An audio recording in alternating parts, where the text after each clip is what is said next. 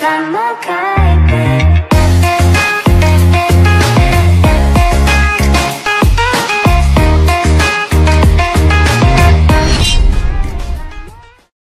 araw ulit sa inyo, class. Kamusta naman ang break nyo? Break, sir? Break nyo. Di ba nagkaroon kayo ng 1 week break nitong November? Break pala namin yun, sir? Bakit? Sir, sa 1 week na yun, puro assignment tsaka module ginawa namin. Anong pahinga dun? Sige, magbalik tanawin tayo dahil nag-break kayo. Aray ko, sir, ha? Bakit? Nag-break na nga kami, babalikan pa natin. Ha? Nag-break ata sila ng jowa niya, sir. Ay, may jowa ka pala? Hindi halata. Sige, Outs Gege, present your work. Sige, sir. Ang pagbabalik na...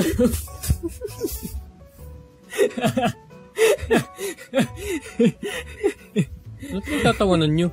Hindi, sir, ganyan po talaga yung mga yan kapag may nag-report sa tropa nila. Yung mga nasa likuran ng mga lalaki yan, sir. Mga baliwang puta.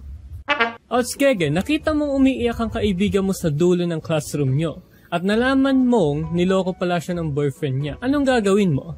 Ako, sir. Sir, tumahimik, si Outs Gege yung tinatanong ko. Pakialam ko sa kanya, sir. Broken hearted din naman ako eh. Sira ulo ka talaga eh. Sasampalin na kita eh. Mais ka. Punyeta, paano nangyari yun? Ano dapat gawin kapag hindi ka nagustuhan ng crush mo? Hayaan na lang, sir? Move on na lang, sir? Punyemas, bakit puro love topic itong mga to? Outs Gege, anong gagawin mo? Kulamin siya, sir. Ikaw talagang punyeta, kupal ka talaga eh. Kanina ka pa eh. Hala, what the heck? Katabi mo niya si sir?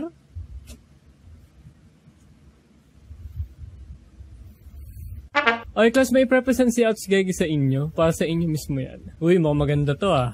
Angas. Sige, Outs Gege, i-present mo na.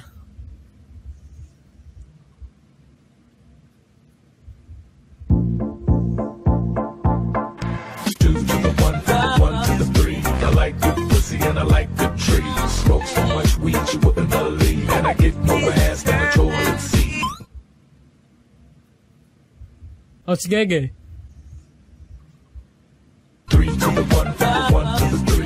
I met a bad bitch last night in the D. Let me tell you how I made her leave with me. Conversation and Hennessy. I've been to the motherfucking mountaintop. Heard motherfuckers talk, seen them drop.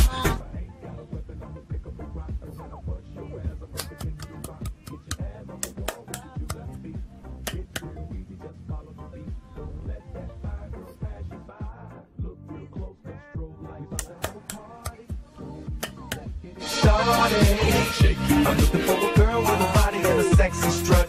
Wanna get it poppin', baby, step right up. Some girls, they act retarded. Some girls are body. I'm looking for a girl that will do. Gotta catch 'em all.